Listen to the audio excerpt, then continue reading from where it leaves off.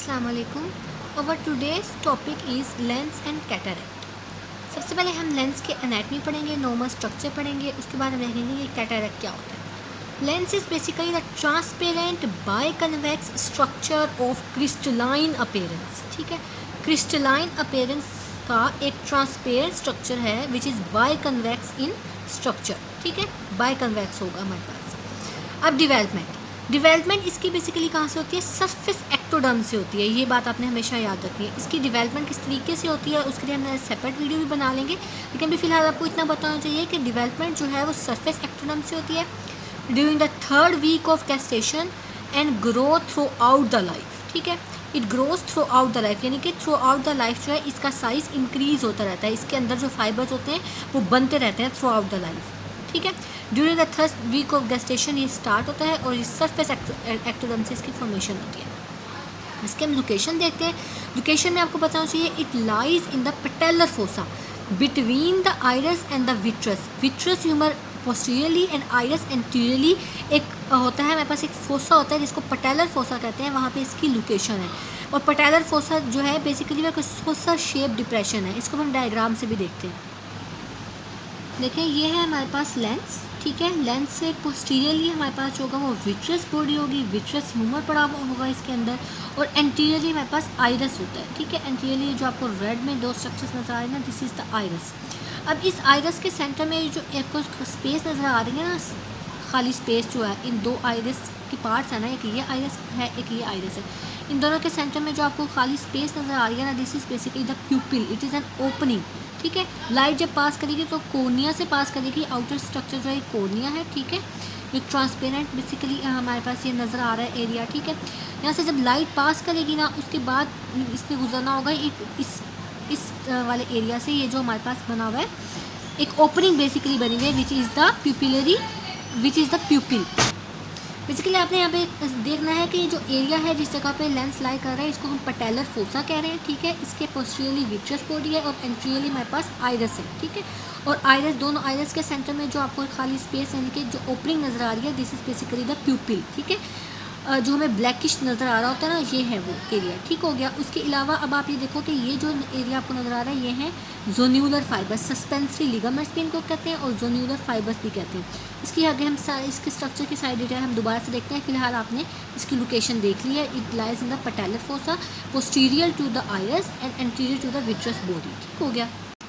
Location के बाद इसका वेट देख लेते हैं। वेट के बारे में आपको बताना चाहिए कि वेट जो है जैसे इसकी डेवलपमेंट मैंने कहा था कि लाइफ के साथ साथ जो है इंक्रीज़ होती है, इस तरीके से इसका वेट भी इंक्रीज़ होता है। बर्थ के टाइम पे जो है 90 मिलीग्राम भी हो सकता है और 65 मिलीग्राम भी हो सकता है, और एडल्ट में ऑलमोस्ट 225 मिलीग्राम तक चला जाता है। ठीक है, ये वैल्यूज़ पूछ सकते हैं MCQs में।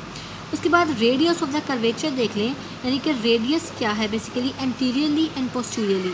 हमने कहा था कि बाई कन्वेक्स स्ट्रक्चर है। अगर आप इसको इस तरीके से देखें, एक by convex structure, this is an anterior view and this is an posterior view.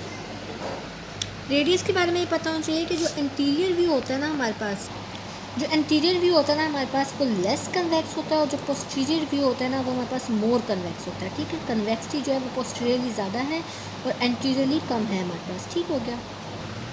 अच्छा, अगर इसकी हम थिकनेस की बात करें तो थिकनेस में आपको बताना चाहिए कि जो पोस्टीरियर पोर्शन है वो लेस थिक होता है और एंटीरियर पोर्शन जो है वो मोर थिक होता है। ठीक हो गया। ये ओवरऑल अगर हम बात करें कि पोस्टीरियर पोर्शन जो है वो लेस थिक होता है, लेकिन अगर हम इसको मतलब रिलेट करें ना, एंटीरियर पोर्शन का जो सेंट्रल पॉइंट है ये जो आपको नज़र आ रहा है this is basically the most thinnest part. ठीक है, ये MCQ भी है जोगी का आपका। ये आपको पता होना चाहिए कि जब मोस्ट थिनेस्ट पार्ट जो है ना आपके इसका लेंस का वो एंटीरियर सेंट्रल पॉइंट है। ठीक है, और सबसे ज़्यादा अगर हम देखें तो वैसे तो पोस्टीरियर पार्ट है। ठीक है, लेकिन अगर हम रिलेट करें तो एंटीरियर पार्ट है। ठीक है, एंटीरियर सेंट्रल पॉइंट। ये है आपके पास MCQ जोगी का। Lens capsule is thinnest at the centre anteriorly, laterally, superior pole and inferior pole. तो हमने देख लिया कि सेंटर एंटीरियरली जो है वो सबसे थिनेस्ट पार्ट है अगर इन चारों में से बात करें। ठीक है, वैसे पोस्टीरियर पार्ट है, लेकिन अगर हम इन 4 एरियाज़ की बात करें तो इसमें सेंटर एंटीरियरली, एंटीरियर पोर्शन वैसे तो हमने कह दिया कि वो थिक है, लेकिन उसका जो सेंट्रल पॉइंट है वो थिन है। मेटाबॉलिज्म, मेटाबॉलिज्म किस तरीके से हो सकती है लेंस में, तीन तरह से हो सकती है। एनारोबिक हो सकती है, एनारोबिक ग्लाइकोलाइसिस जिसमें लैक्टेट फॉर्मेशन स्टार्ट हो जाएगी। HMP शंट के थ्रू हो सकती है, हेक्सोस मोनोफॉस्फेट शंट के थ्रू, और एरोबिक क्रेब्स साइकिल के थ्रू भी हो सकती है। Now we will see the structure of the lens. Lens structure आपके पास 3-4 चीज़ें आती हैं। First one is lenticular capsule. Capsule क्या है basically? Capsule is a transparent homogenous acellular and highly elastic structure. ठीक है, इलास्टिक होगा, एसेलुलर होगा, इसके अपने कोई सेल नहीं होंगे, homogeneous and transparent, and it develops from the epithelium of the lens. ठीक है, और ये एपिथेलियम से डिवेलप होगा और एपिथेलियम के लिए as a basement membrane act करेगा। ठीक है, और it permeable to water and small molecules. अब हम इसकी डायग्राम देखते हैं। सेम दिस डायग्राम, ये देखिए लेंस कैप्सूल जो है ना, ये आउटर स्ट्रक्चर है, ये पूरा एक लेंस बना हुआ है। जो आउटर स्ट्रक्चर है ना, बिल्कुल ये लेंस कैप्सूल है। ये जो आपको नीचे नज़र आ रहा है जिसके अंदर न्यूक्लियस भी बने हुए हैं, ये एपिथेलियम है बेसिकली।